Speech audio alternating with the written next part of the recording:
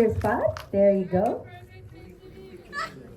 Picture, please, lady, please take your photo first at the center. For everybody. There you go.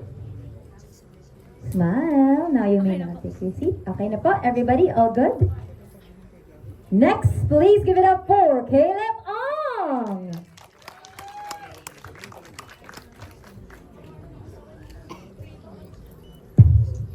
Hi. Please stand in the center, Caleb, first, for everybody to take your photo. At kung ikaw nakatawa. Ay, hindi kakantahin ko na para sa inyo. Ay, oh no. Ang programang ito ay rated SPG. Okay, thank you so much, Caleb. You may now take your seat. Now, ladies and gentlemen, I want you to give it up for Raven Rigor. Ay, mo yun? Wow! Grabe! Raven! Please stand at the center first. There you go. No. Here. Darling, here. Sarap.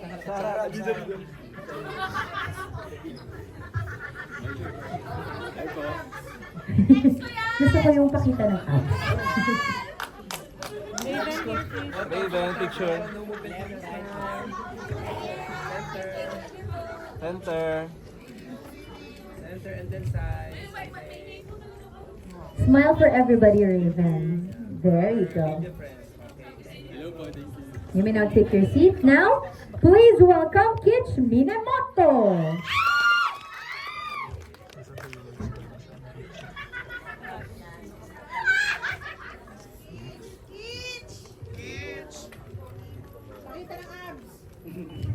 Smile for the press, photo. Smile for everybody. Don't forget to look to your right, to your left, and at the center. Ayan. Parang ang dami niyong kinahihibangan, guys. Thank you so much. Now, please give it up for Elijah Alejo.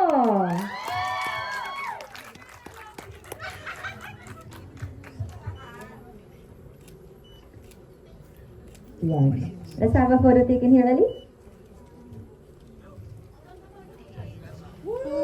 Smile to the right and smile to the left. And smile at the center. Gusto ko yung lahat meron siyang hinihingi. Keep smiling.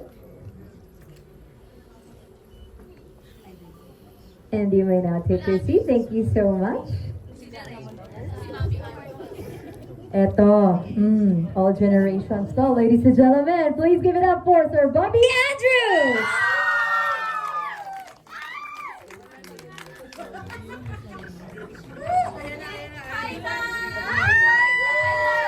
Sir, please take center stage first. There you go. And then smile for everybody. Everybody on the right. Picture lang po. Gitna, sir. Press on the left side. Say hi. Hello. And then smile for everybody at the center. Hello.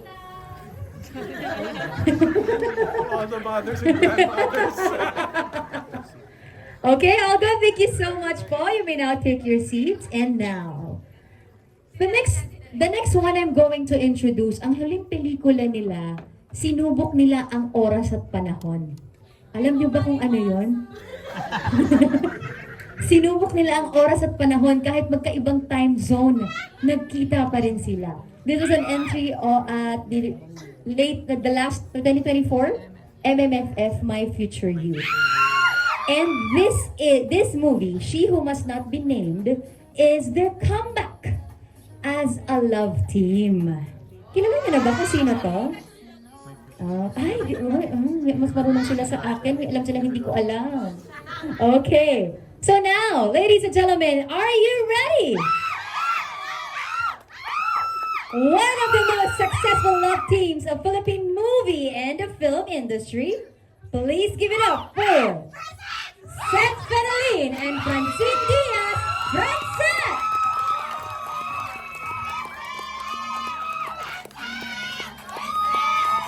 Please take center stage. Ito po sila yan.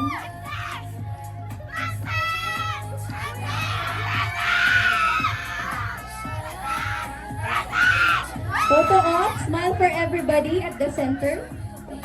Smile for the press of the right. There. Okay, Francet, tingin sa mga tao sa kanan. There. Smile. Tingin sa mga tao sa kaliwa. Tingin sa mga tao sa taas. Center. Tingin sa isa't isa. Okay, thank you so much.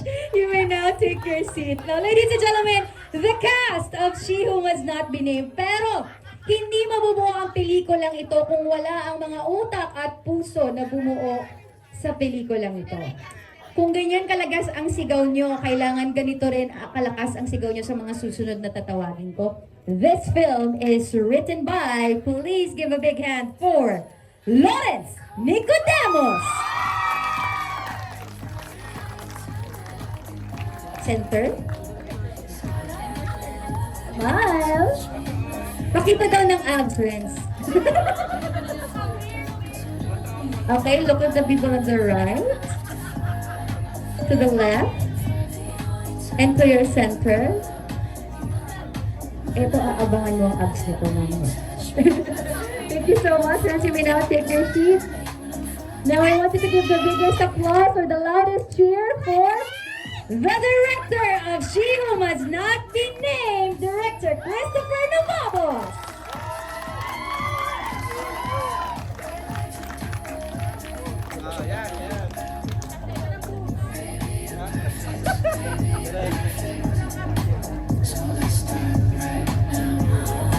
Thank you for coming. Alright, Derek, dito ka muna. And then may I ask everybody to rejoin Derek for a group center photo. Parang kasi lang ako dito. Love the hair. Sabi si Francet ka dyan. Tabi-tabi kay Francet. Friends. Okay? Let's go.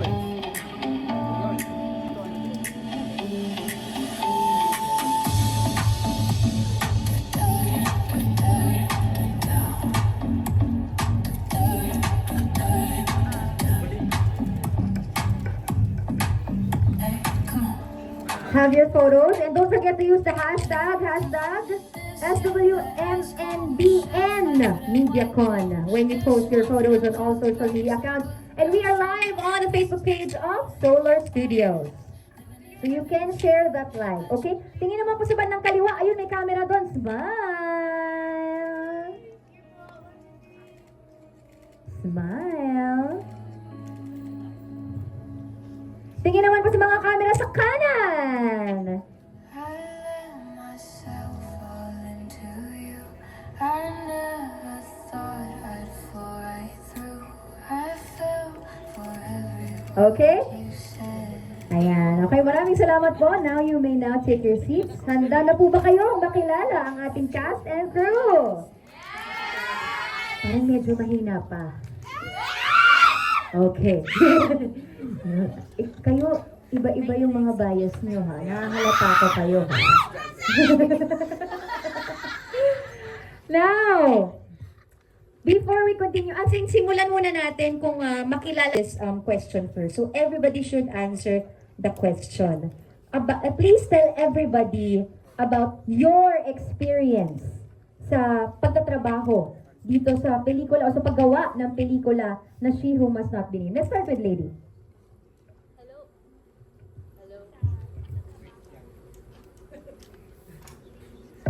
Hello po. Good afternoon po. Ang experience ko sa She Who Must Not Be Named, sobrang saya.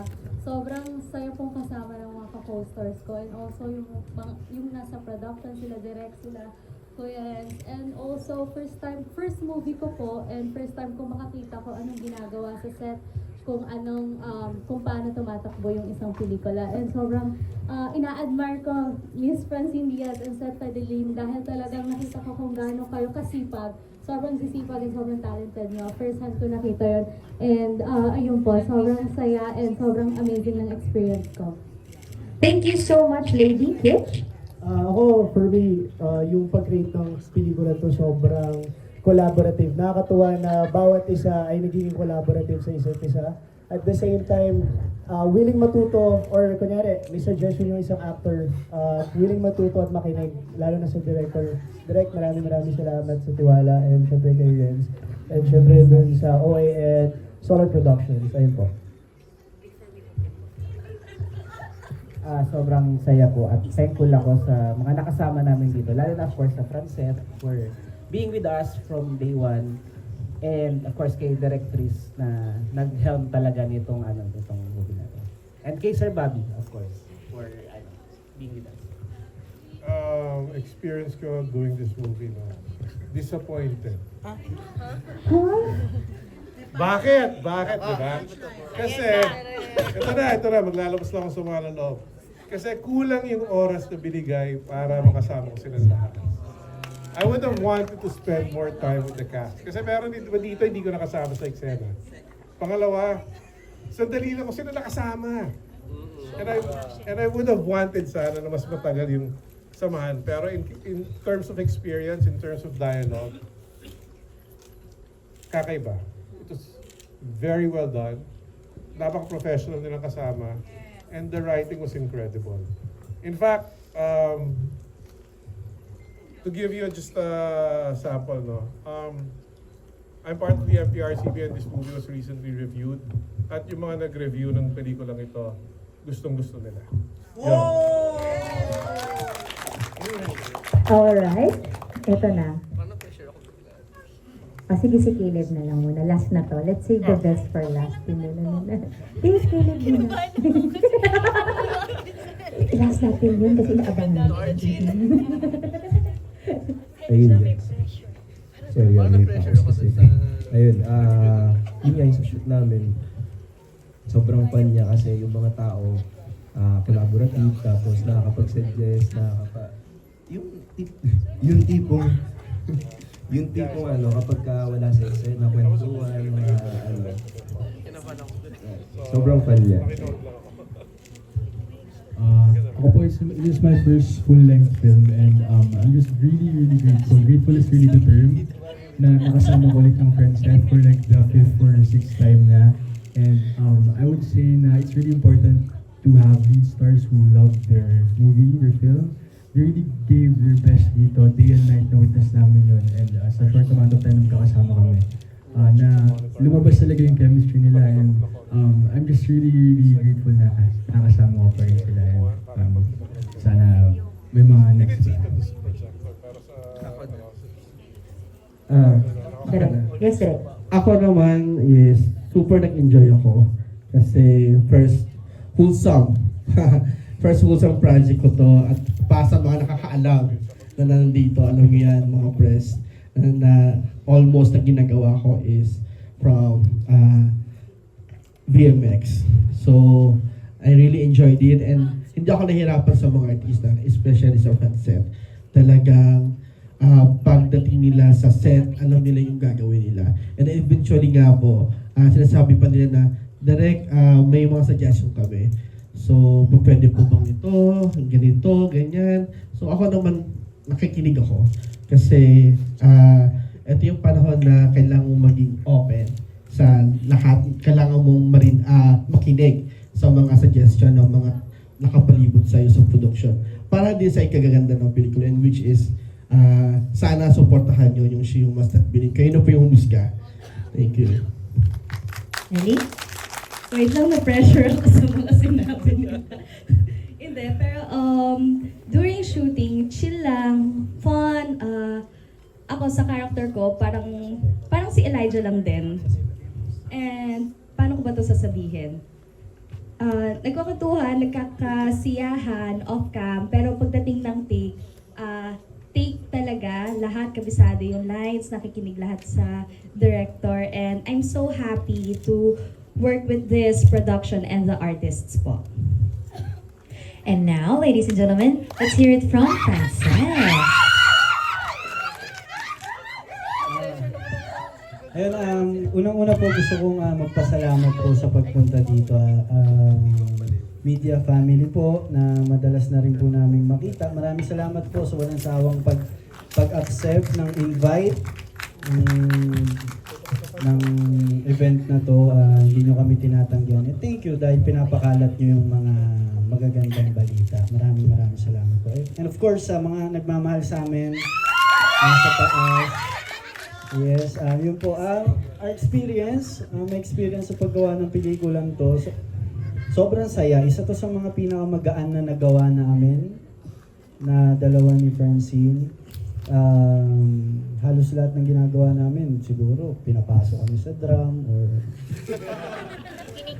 kinikidnap. So, may bang-bang ganon. So, yung ginawa namin to sobrang gaan, rom-com.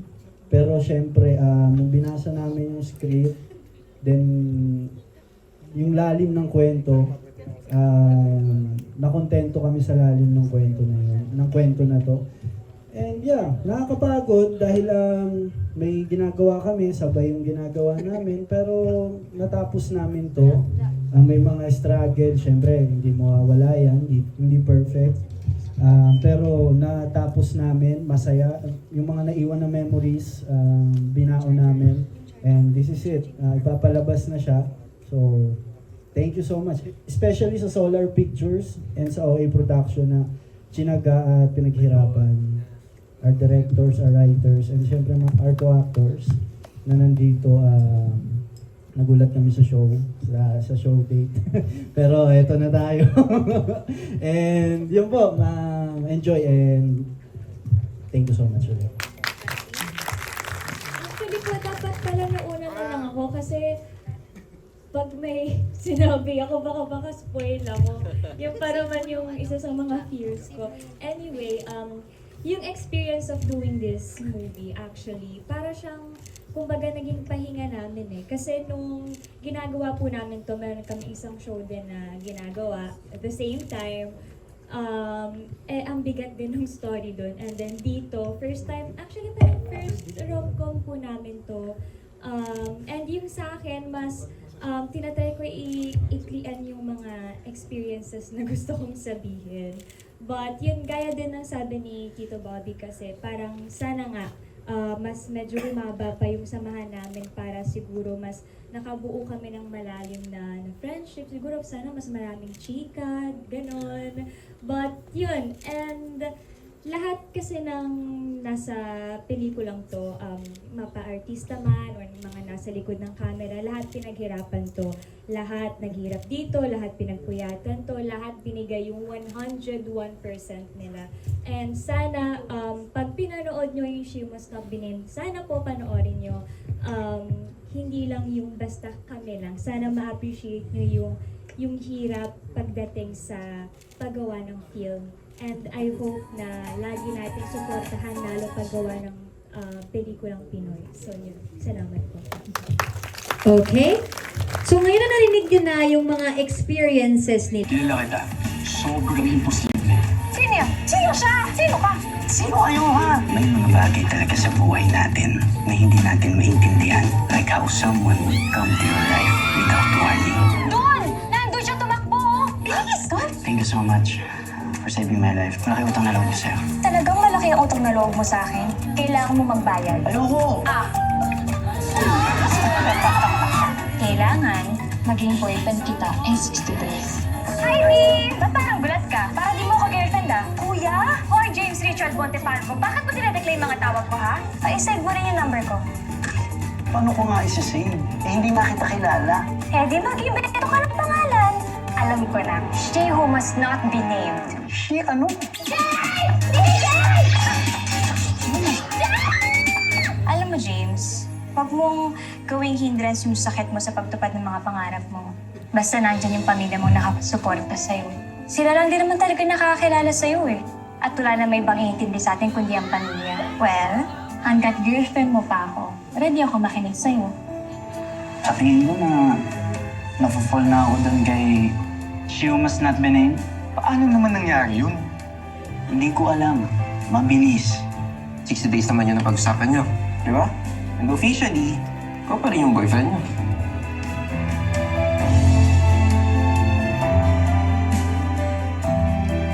Malapit na matapos yung 60 days. Pagtapos nun, malaya ka na. I like you. Gusto ko maging tayo. Kung kailangan kitang ligawan, gagawin ko. Sorry, James. Hindi pwede.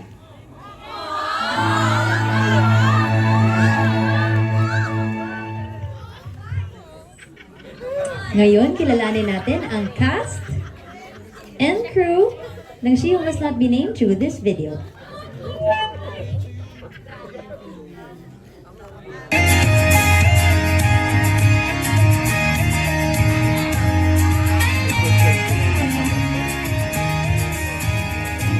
Ako si James Richard Montefalco. Kaya kong magkaroon ng maraming girlfriends ng sabay-sabay. Isa, right? My name, Agnes.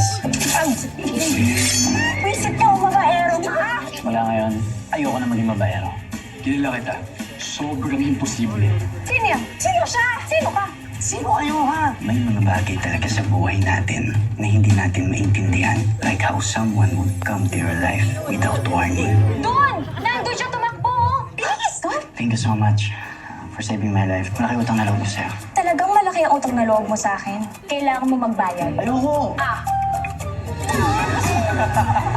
Kailangan maging boyfriend kita in 60 days. Hi, V!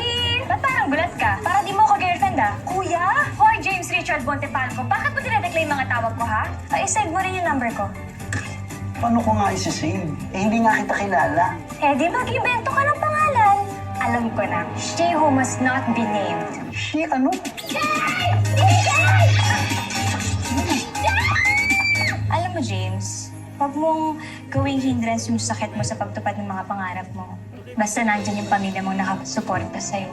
Sila lang din naman talaga nakakakilala sa'yo eh. At wala na may ibang iintindi sa atin kundi ang pamilya. Well, hanggat girlfriend mo pa ako, ready ako makinig sa'yo. Sa tingin mo na nafo-fall na ako doon kay She Who Must Not Be Named? Paano naman nangyari yun? Hindi ko alam. Mabilis. 60 days naman yun ang pag-usapan nyo. Di ba?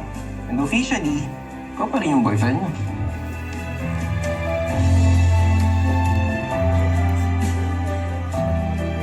Malapit na matapos yung 60 days. Pagtapos nun, malaya ka na. I like you. Gusto ko maging tayo. Kung kailangan kitang ligawan, gagawin ko. Sorry, James. Hindi pwede.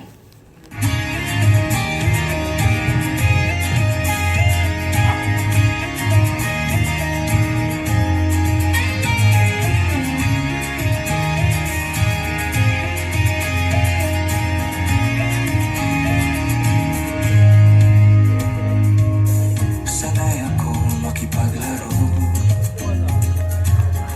Isang kinat lang, tapos na to. Walang sabi. Reminder lang po, please keep your questions concise. And of course, let's keep it light and respectful. Now, anybody with a first question po?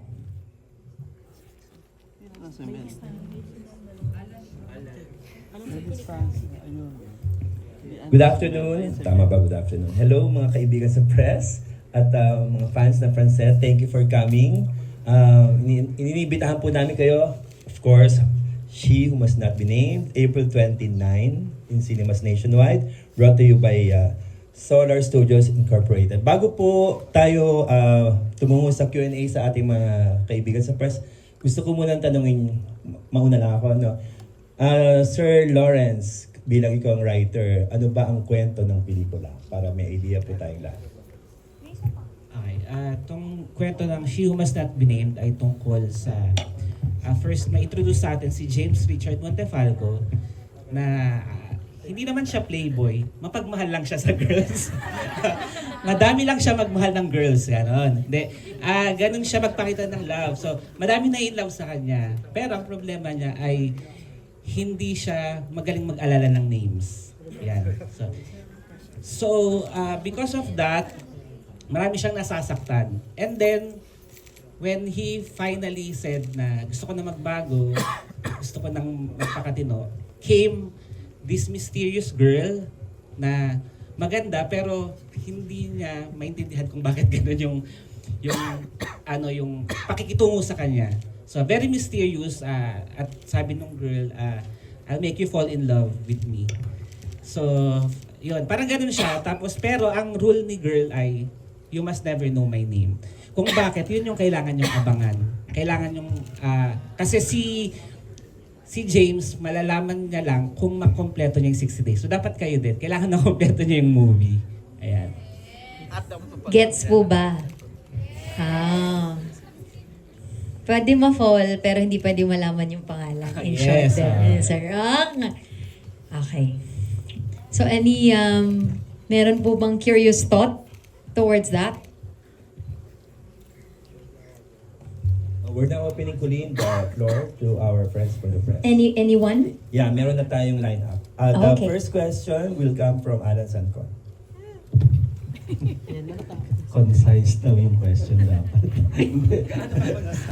Tanong ko lang, hindi kasi parang very, kumbaga malawak yung mga character ninyo dun sa ipinakita. Nice guy, cool guy, di ba? Pero siguro, dahil first or second question na I would like to ask kung ano yung particular na role nyo at ano yung connection nyo sa isa't isa. Not giving too much of your character and giving too much of the story. Siguro starting with Lady Martin, na magkasama yung pangalan nila ni Kitch Minamoto. Ex po ako ni Seth sa movie. Shocking. Ayun po, isa ako sa ex niya. Yun lang po. Ganda nun Hi, I'm the ex. With the ex pala, no? Ako po dito si Robin Montefalco, stepbrother po ni half-brother ni Seth Fidelin. Ano pa? Ni James. At ayun, anak sa Lavas. And ayun, doon nyo na lang malalaman yung buong kwento. Yun na yung G's nun. Siyempre, hindi si Renz magsasabi ng character. Writer siya. Sir Bobby? Yeah, I'm playing the father of Seth here. So, may issues kasi sa family dynamics ng pamilya ni Montefalco dito sa story nito. So, you'll find out when you watch the movie. Abangan. Caleb, first. Caleb muna. Ako naman po dito si Paul Reynante. Tapos ako dito yung isa sa kaibigan ni James. Tapos alam niyo yung typical na mga kaibigan na sa grupo meron yung masiyahin, yung makulit, yung mapagbiro, yung tipong nanguurap ng mga barkada. Yun yung gawain ko doon. Ikaw yung konsentidor? Yes! Actually, ako yun. Raven? Ako po, ang pangalan ko dito is Mark. And sa kwadro kami, 4 kaming friends na boys. Typical na may minsan mahangin, gano'n. Pero may, yun, cool dude yung pangalan. Cool dude yung description niya. Yeah. Yung character po ako. Ellie?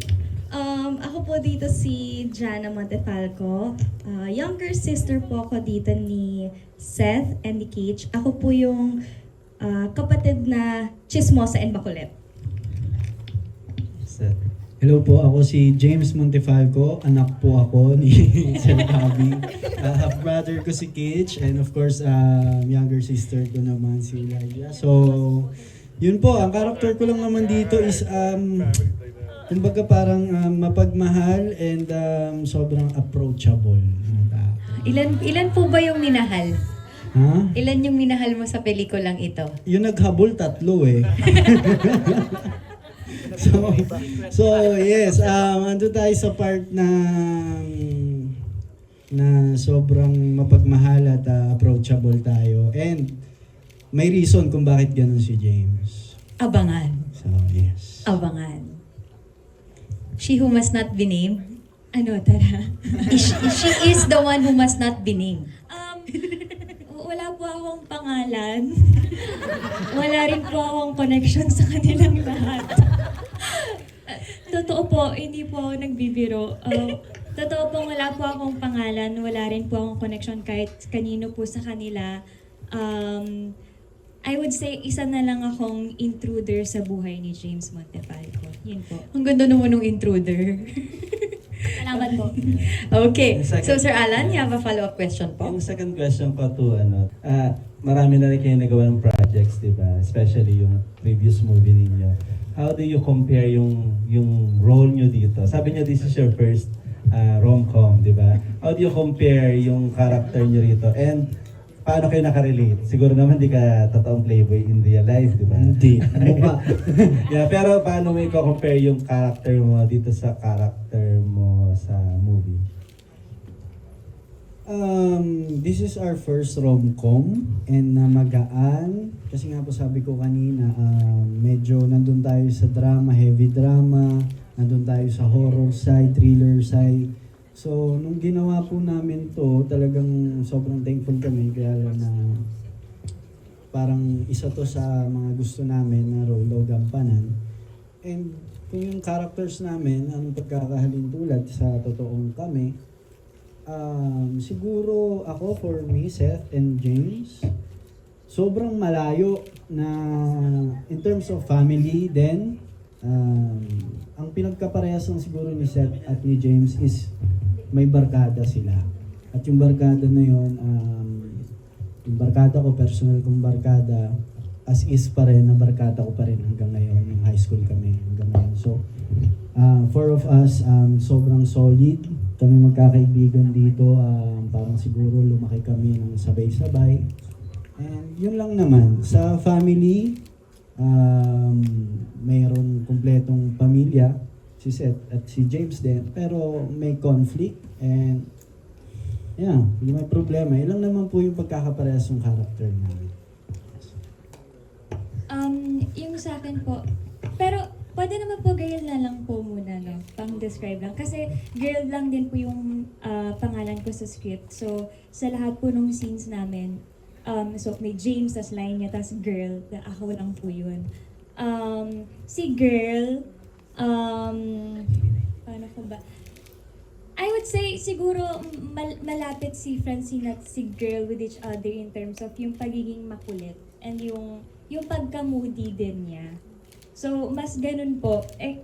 Iniiklian ko po yung mga sagot ko kasi pag nagsalita ako, baka masira ko yung momentum. So, mas ganun po. Pero si girl kasi dito, independent din po siya.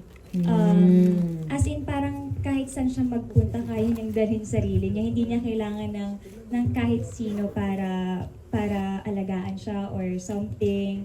Mas ganun po siya. Sobrang misteryoso din po siya. Na-challenge pala ang character ni James Montefalco dito. Kay Sir Alan? Dahil nakita namin yung trailer na napaka-sweet at kumbaga yung chemistry niyo is still there. Is there any naaabangan na mga intimate or kissing scene? May ganun bang aabangan dito yung mga fans ninyo? Tulad ng ginawa nyo late joke. Nag-trending lately, diba? May ganun bang pasabog? Parang ganyan. AI o AI? Ang intimate, paano ba? The story kasi is, siguro sasagutin ko na muna Sir Alan, secret. Surprise!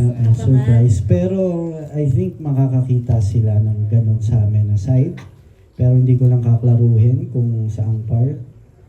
Pero malapit na rin nilang makita and siguro it's time na iparamdam o iparanas namin lalo na sa mga nagmamahal sa amin at nakasuporta sa amin throughout our careers. Tingin ko deserve nilang makita yung clingy side ng Francette. Pagdating sa scene, okay? Sa scene. Basta may something sa scene. So, Baka may sasabihin si Francine. Meron ba? Oo. Wala. Siya na yung sumagot. Okay, thank you. Thank you so much, Sir Alan Sancon. Next question will be from Miss Natalie Tomada of the Philippine Star. Good afternoon. Well, my question is for Sir Bobby Andrews. So, siguro, maybe some of the younger ones here don't know na ikaw din you belong to one of the top love teams. Teen Icon. Yeah, back in the 90s, diba? CJS Wax and Peachy. But, well, you know, from your end, observing, looking, working with Francine and Seth, anong mga na-observe? What have you observed about their chemistry on and off screen? the dynamics now compared during the 90s and today are so different. Unfortunately, Francine, wala eksena together, kulang, you know. But in terms of dynamics, seeing them together outside the shoot, during moments na kasama na yung cast, or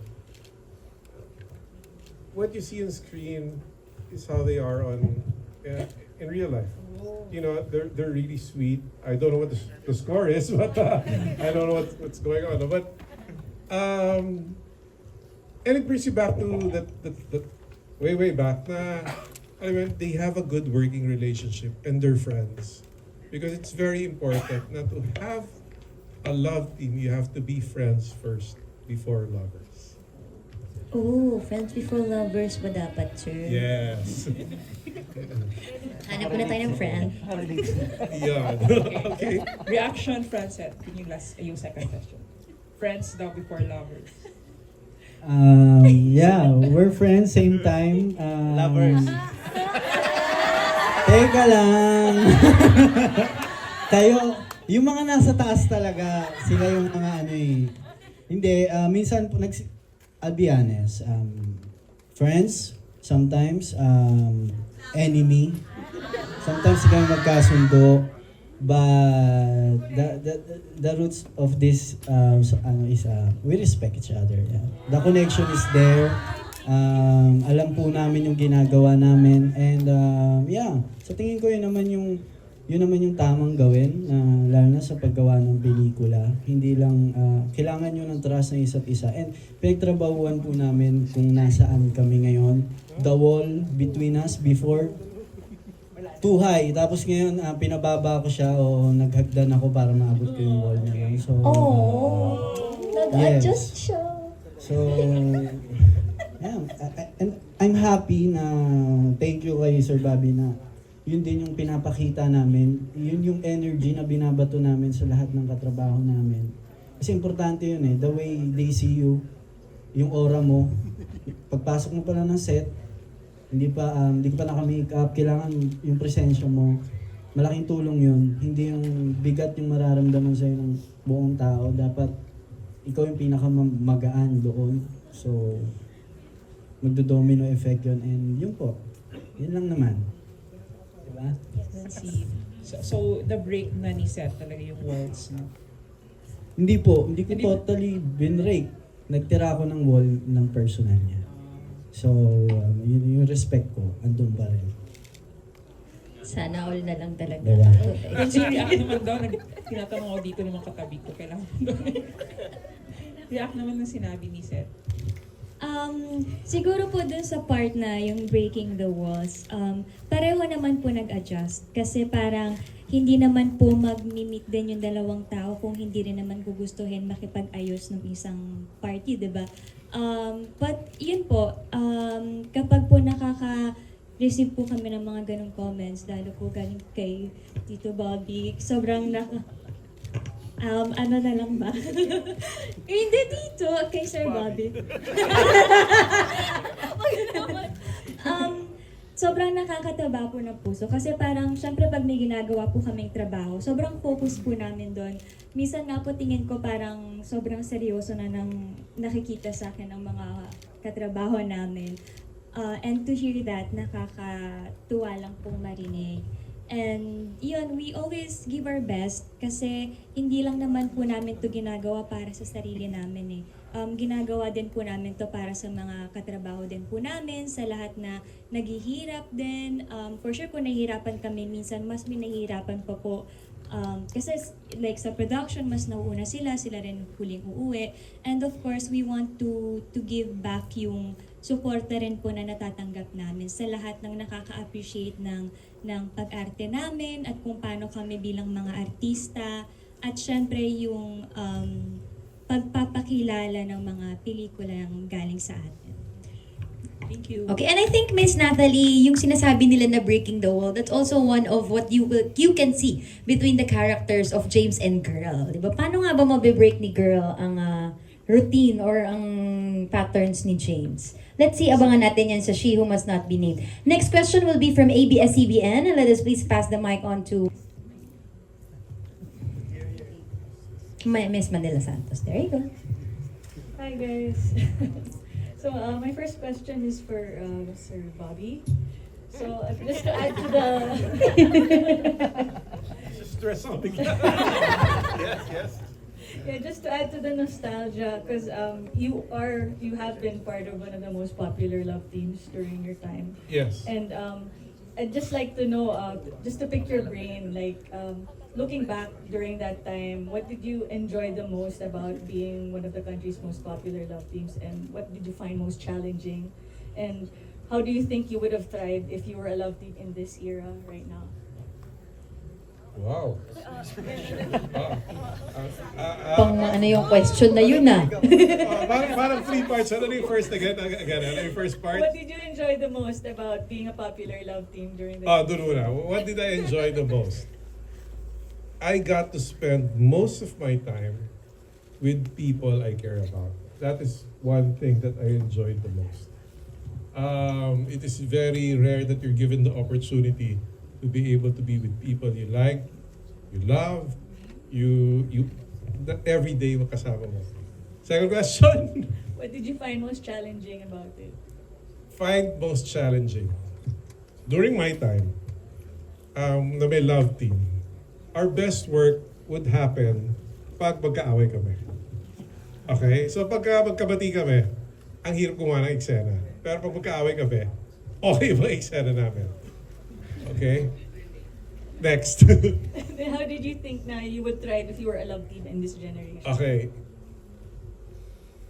I don't think I would have been able to keep up now with everything, because everything now is you're constantly monitored 24/7. Everyone has a phone, everyone has a camera, and news is instantaneous.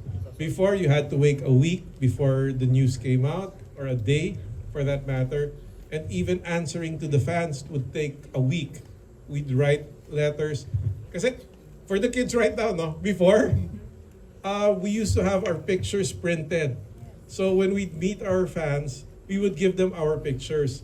Now, everyone has a phone. Everyone takes a selfie. So, maybe we would have thrived, but kaya ngayon bilib na bilib ako sa new breed of love teams, because ang galing nila. The way they're able to manage their social media, their presence every day, every hour, 24/7. And that's not easy. So yun. So that I don't know how if I would have thrived, but for me, it's very difficult now for them. And kaya mataas ang paghahanga ko sa kanila, because they're able to carry it very well. Thank you. Last question for Francette. So, from being part of to working with veteran actors like in Shake, Rattle, and Roll recently, what can you say about each other na how you've changed as actors and as friends? Kumbaga, friends, will you tell me what you noticed kay Seth and vice versa? Honestly po, hindi naman namin ini-invalidate where we came from. Especially, we all know na most of our supporters nanggaling because of Gold Squad.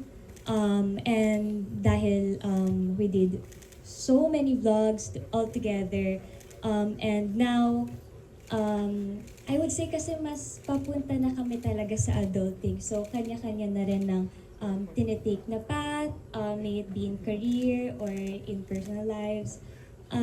Siguro po yung pinagkaiba sa kami po dati, or like sa sarili ko before nung nasa group na yon, and then to today, ngayon, sobrang laki po ng pinagbago. Siguro po ngayon, kung hindi ako nagbago, puro pagsisinungaling na lang po yung sasagot ko sa inyo, dahil hindi ko alam kung paano ako sasagot, and in terms of just me being a person, like ako lang sa sarili ko. And kay Seth din, from being in that group to kung sino siya ngayon at kung nasaan siya ngayon, sobrang laki ng pagbabago. Kasi parang actually, pareho kaming witness sa growth ng isa't isa. And yun nga po sabi namin before, like enemies kami but dahil pareho naman naming work out. Di naman talaga enemies but may konting ano ba? Tension. Not tension naman. Tampuhan. It's really the wall. Talagang friends lang kami kapag trabaho. As in, hindi kami mag-uusap dun before unless like action na or like rolling na kami. And now, mas nagkakaroon kami ng knowledge sa kinagagalawa naming mundo, mas na-appreciate namin, mas alam na namin yung kung ano yung dapat. At habang tumatagal sa lahat ng mga projects na ginagawa po namin, mas na-appreciate namin at nakikita namin yung pinakamalalim na ibig sabihin kung bakit may pelikula at bakit tayo umaarte. Yan po. Thank you. Yes, kung paano kami before, tapos ngayon, sobrang laki po ng pinagbago. At dahil malaki ang pinagbago sa kadahilanan na marami rin po kami pinagdaanan. Ang dami naming nakatrabaho, iba't ibang strategy, iba't ibang sitwasyon, ang mga directors, iba't ibang atake, iba't ibang kwento yung na-play po namin. So doon malaking bahagi po yun sa growth naming dalawa. Marami kami naging mentors, marami kaming pinagtanungan. And kung ngayon, paano kami mag-usap, we protect our craft. Ina-analyze po namin yung buong story. Mas nag-uusap kaming dalawa. Tinatanong ko po si Francine kung ano yung better pag sa ganitong part, ano yung mas maganda kong gawin, and vice versa. At specific po, yung changes ni Francine naman, ngayon, syempre yung trust, yung friendship na nabuo, mas lumalim pa. And pag napapansin ko siya, pag tinitignan ko siya sa malayo, the way she answered all the questions, the way she handled all the situations, sobrang kakaiba na sa dati. Mas may paninindigan sa salita dahil alam yung ginagawa. And siguro part ng maturing is yung accountability. Both of us kaya naming tumanggap ng ganon, lalo na pag sarili namin, alam namin pagkakamali at pagkukulang namin. So hindi yung kabawasan sa amin. Yung gigil mas lumalabas eh. Yung gigil na makapagtrabaho, mas ma-play itong ganitong character, mas magawa itong ganitong eksena, mas pangarapin yung ganitong klase ng movie o teleserye, mas nasa amin po ngayon. So yung gigil sa trabaho, mas dinoblihan namin.